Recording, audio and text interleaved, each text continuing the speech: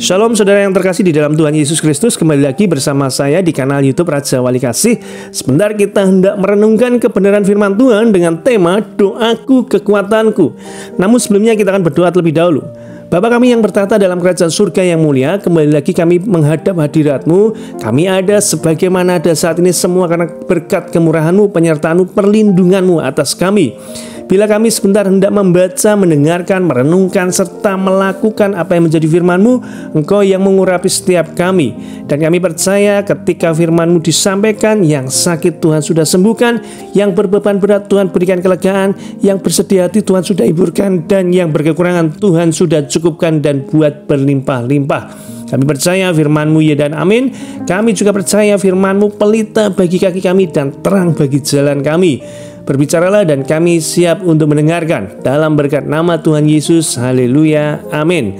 Nats firman Tuhan kita ambil di dalam 1 Samuel 1 ayat 12 sampai 13. 1 Samuel 1 ayat yang ke-12 sampai 13. Demikian firman Tuhan.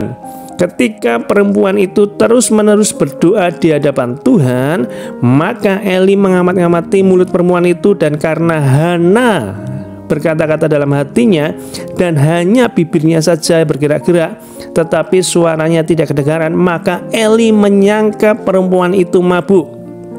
Ini adalah suatu kisah yang Alkitab tuliskan tentang Hana. Hana adalah seorang perempuan yang terkenal dengan doanya memohonkan anak. Kita tahu cerita tentang Hana yang memikul beban berat dan kepedihan hati karena ia tidak memiliki anak. Tahun demi tahun Hana pergi ke rumah Tuhan dan untuk berdoa meminta anak. Namun Penina yang adalah madunya selalu menyakiti hatinya, supaya Hana menjadi gusar karena Tuhan telah menutup kandungannya. Di tengah tekanan dan beban yang begitu berat, Hana memilih untuk tidak tinggal diam menerima nasib sebagai perempuan mandul. Sebaliknya, Hana terus berseru di hadapan Tuhan, dan sampai keadaannya berubah dan Tuhan menjawab doanya. Tetap berdoa kepada Tuhan. Sekalipun Hana tidak tahu pasti kapan Tuhan akan menjawab doanya, tetapi ia tetap setia berdoa. Ia terus melangkahkan kakinya ke rumah Tuhan sampai ia mencapai saat di mana ia melangkahkan kakinya ke bait suci dengan membawa seorang anak kecil dalam pelukannya. Anak yang kelak menjadi nabi dan pemimpin besar bagi bangsanya, yaitu Nabi Samuel. Dari kisah Hana kita melihat bahwa semakin besar dan beratnya tekanan hidup yang menimpanya, semakin bersungguh-sungguh ia mencurahkan isi hatinya dalam doa kepada Tuhan. Semakin kuat tekanan hidup yang menghimpitnya, semakin dalam ia masuk hadiratnya Tuhan. Demikian seharusnya kita dapat belajar mengerti sebuah kebenaran dasar iman kekristenan. Di saat badai hidup datang menerpa, seharusnya kita tidak hanya sibuk meminta bantuan dari sana sini dan minta didoakan para hamba Tuhan. Itu bagus, tetapi alangkah baiknya kita sendiri yang membangun mezbah doa bagi Tuhan. Sebab Tuhan tidak pernah memandang hina hati yang hancur. Jadi semakin kuat tekanan kehidupan ini seharusnya membawa kita itu semakin dekat kepada Tuhan. Di dalam Mazmur 51 ayat 19,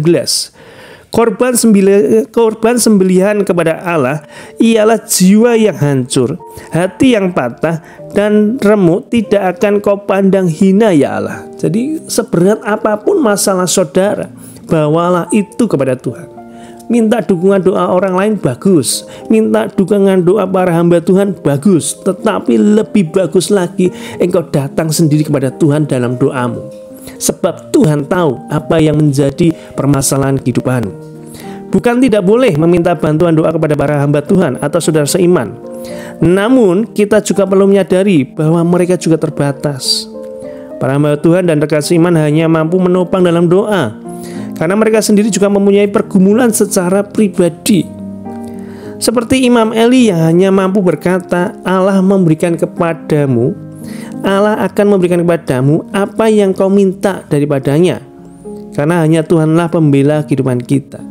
Jadi kalau kita meminta dukungan doa para hamba Tuhan, para saudara seiman, itu tidak masalah. Tetapi akan lebih bagus lagi saudara membawa pergumulanmu di hadapan Tuhan, seberat apapun itu. Karena Tuhan itu pasti mengindahkan apa yang menjadi doamu, apa yang menjadi pergumulanmu.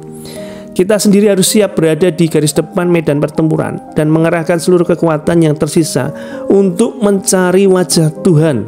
Kita perlu mengambil seluruh perlengkapan senjata Tuhan untuk memenangkan kehidupan ini.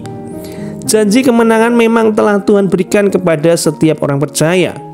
Namun setiap orang percaya harus tahu dan mengerti bagaimana menjadi seorang pemenang.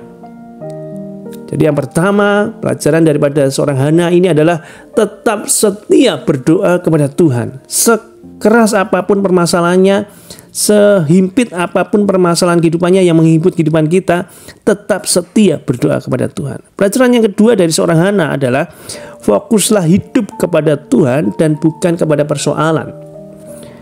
Dengan demikian kita harus belajar dari Hana yang memfokuskan dan membawa setiap beban dan sakit hatinya ke dalam hadirat Tuhan. Dia tidak berfokus pada pelakunya, Penina, namun ia hanya berfokus pada Tuhan. Inilah yang menjadi kunci kemenangan kita saat melewati setiap pergumulan dalam kehidupan ini. Kita tidak perlu peduli kepada mereka yang membuat kita menangis, yang membuat kita menderita, dan yang selalu mencibirkan bibirnya menghina kita. Tetapi berfokuslah kepada Dia yang mampu mengubah setiap ratapan menjadi tarian dan setiap duka cita menjadi sukacita. Dialah Tuhan kita yang besar dan ajaib. Tetaplah berdoa, sebab doa adalah kekuatan kita. Dua hal pelajaran pergumulan perenungan kali ini. Tetap setia berdoa kepada Tuhan dan fokus kepada Tuhan, bukan pada persoalannya. Ketika kita fokus berdoa kepada Tuhan, kita fokus meminta kepada Tuhan, maka saya percaya dan yakin pergumulan kita itu sudah tersedia jawabannya. Tinggal kita mau setia berdoa kepada Tuhan, setia fokus pada Tuhan, atau fokus kepada persoalan kita. Tuhan Yesus memberkati. Kiranya perenungan kali ini menjadi jawaban bagi kita semuanya yang saat ini tengah dalam pergumulan apapun permasalahannya. Tetaplah setia berdoa dan fokuslah kepada Tuhan. Mari kita berdoa. Bapa, kami mengucap syukur buat anugerah kasih-Mu. Kami belajar dari seorang perempuan yang bernama Hana, bagaimana persoalan kehidupannya yang begitu pelik, tetapi Hana mengajarkan kepada kami semuanya untuk setia berdoa kepada Engkau Tuhan, untuk setia meminta kepada Engkau Tuhan, seorang anak Tuhan, dan untuk fokus pada Engkau Tuhan. Karena kami percaya ketika kami setia dan fokus kepada Engkau Tuhan, maka Engkau sudah menyediakan jawaban doa yang terbaik bagi kami. Kami berdoa buat saudara-saudara kami yang saat ini tengah dalam pergumulan. Kami mendukung doa bagi mereka yang saat ini tengah sakit, terbaring, apapun sakit penyakitnya. Kami percaya oleh bilur-bilur Yesus sudah disembuhkan. Kami percaya lewat pemberitaan firman ini juga mereka yang sakit sudah disembuhkan dalam nama Tuhan Yesus. Mereka yang dalam pergumulan pekerjaan, mereka yang sedang mencari pekerjaan, juga Tuhan sudah bukakan pintu-pintu berkat-Mu atas mereka Tuhan, sehingga jawaban doa tentang pekerjaan ini Tuhan juga sudah berikan kepada mereka. Mereka juga tengah pergumulan dalam keuangan, juga kami percaya Tuhan juga sudah sediakan berkat-Mu yang melimpah atas kami yang tengah dalam pergumulan keuangan Tuhan. Engkau Tuhan yang memelihara hidup kami. Engkau Tuhan yang tidak membiarkan kami meratap menangis sendirian, tetapi Engkau Tuhan yang menganugerahkan berkat-Mu atas kami, perlindungan-Mu, penyertaan-Mu, dan jawaban doa sudah Tuhan sediakan bagi kami yang setia, yang fokus kepada Engkau Tuhan. Terima kasih Tuhan Yesus, terpujilah nama-Mu, dan kami siap melakukan apa yang menjadi firman-Mu. Dalam berkat nama Tuhan Yesus, haleluya, amin.